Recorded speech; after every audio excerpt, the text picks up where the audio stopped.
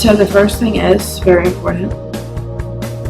We got your blood work back and the white cells were very high.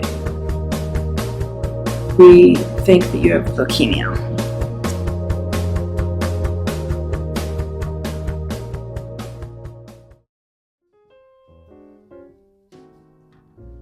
Under the blanket of blue, just you and I beneath the stars. I'm Bonnie Condello. I'm 25 years old. I've had leukemia since September 2010. I got a stem cell transplant in June 2011. And I've had chronic ABN from January or February, no, actually December 2012. I deal with too much pain and other problems since the stem cell transplant, so I mostly read and play with my dogs. I was born in Gettysburg, Pennsylvania, and I've always been in Pennsylvania my whole life. I don't remember much of my childhood. My father died when I was 7. Didn't have many friends. I mostly kept to myself and read and stuff. But I did a bunch of stuff in high school when I could. 5th grade on. Like 5th grade, I would go down to the elementary and shadow one of the teachers because I knew I wanted to be an elementary school teacher since I was a kid. And every year I would do something involving the kids in the elementary. It was great. I loved it. I loved giving back. I found out most of my first date went like The Notebook, which I did not get the reference because I never watched it. I still have it. I gotta watch that, by the way. But we laid down in the middle of the road, and the first moment that he heard something, he pulled me up, luckily, because the scar went speeding by the road. But it was adorable. The thing that hit me the most was her spirit and her being weird. Apparently, according to his friends, he told him all about the first date, that I made him lay in the road and that we did a whole bunch of stuff at the park and ran around, and I loved it. It was great. And I would never go back. And then after that, just everything clicked. I went to New York with a couple friends, and we went on a carriage ride because I always said I wanted to. We started talking about how much we loved each other, and he knelt down in the middle of the carriage and asked me to marry him. I was so happy, and he came up and we got a kiss, and it was wonderful. It was a carriage ride around Central Park. It was really romantic.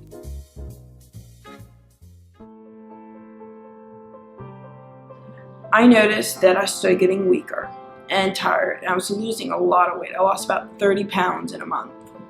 And I ended up eating normally, but then I slowly would stop.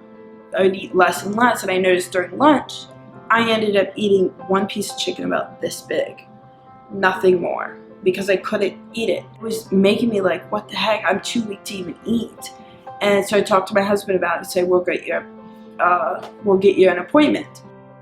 I ended up going to the appointment, getting the blood taken, it's fine, and then got a call. We need you please to call us right away and get in here. And that freaked me out. So Friday we went in. I can tell you everything, and I can still see everything that happened. We went in there, we were a little worried. I made sure my husband came with me because you don't call him and say, you gotta be in here tomorrow. I'm like, can we make it next week with my day off? No, you have to come in Friday. We walked in there, I sat down on the chair that they have with that plastic for you to lay down on, and my husband sat in the normal chair, and we waited for the doctor. She came in, just looking at her face. It was very grim. It looked like she never had to tell someone. It was just... She said the first thing is very important.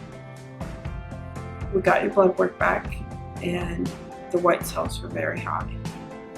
They were at 37,850. And then we think that you have leukemia. I don't remember most of the appointment. It just like it's a blur. I know my husband kept looking at me and he grabbed my hand. When you get news like that, you don't know what to do. Luckily, we caught it early. And because I got the insurance. It kicked in a week before, so I'm so thankful that we got it. $3.6 million in insurance, the money that I used. Yeah.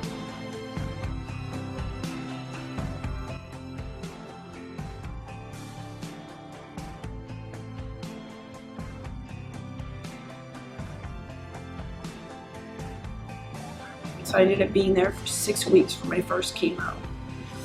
I had all the chemo stuff put in me, and then it wasn't until the second treatment that I lost my hair. And we cut it to here, and it was coming in patches. And I finally said, screw it, I just gotta get rid of it, 'cause it's gonna lose it next time anyway. So we shaved my head over there after my 4th treatment. I ended up doing the stem cell transplant. They told us that we'd have to be within 15 minutes of the hospital because you could get a really bad reaction to the stem cells. Worst conversation that we ever had was my wishes if I died. And we had a whole conversation that night about my wishes, that I wanted to be cremated, what to do, everything. What brings me back is when I look and I see hair all the way down again. I say, did that ever happen? Yeah, did that ever happen? It took 4 years, but it's down to where it was. I'm a palliative care doctor, and I've been seeing Bonnie since 2012. Bonnie is in remission, so Bonnie has no evidence of cancer right now.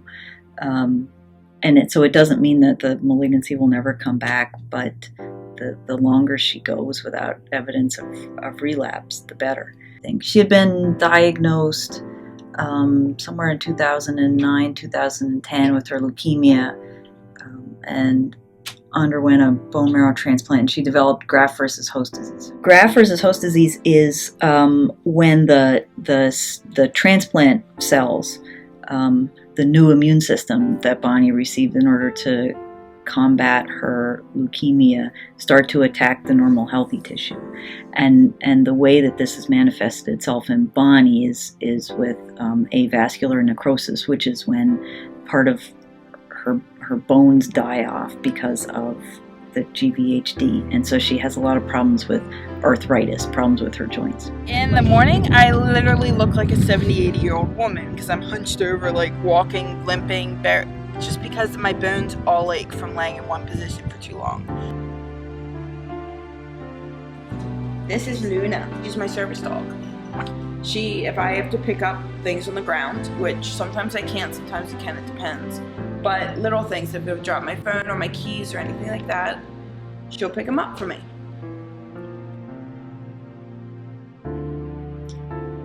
Whenever we have a clinic appointment together, the first thing she tells me is how much less pain medicine she used this past month than she did the month before.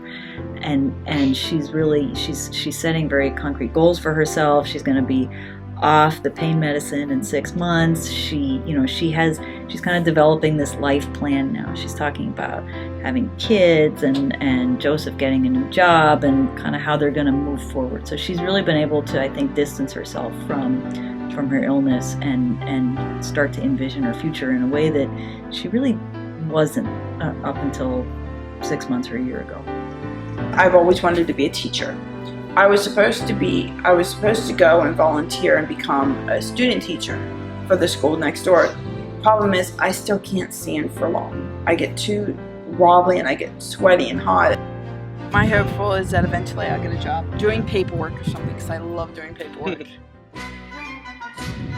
Well, I've always wanted a big family. When I saw Joseph fooling around with his brothers, I actually want a bunch of boys. Hey, brother, pour the wine. Drink the drink that I have made. Hey, Right now my body can't take it. So I'm hopefully in the next couple of years I'll be able to get better health. My stamina will be built up, and then hopefully I'll be able to get pregnant. If not, maybe in 5 years or so adopt a baby.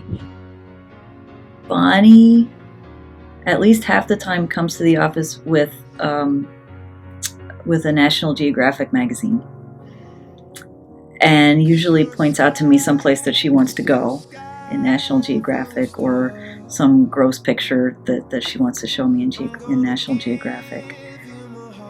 And I think some of that is kind of looking forward to life and the things that she can do now. sky full stars, 'cause you light up the past.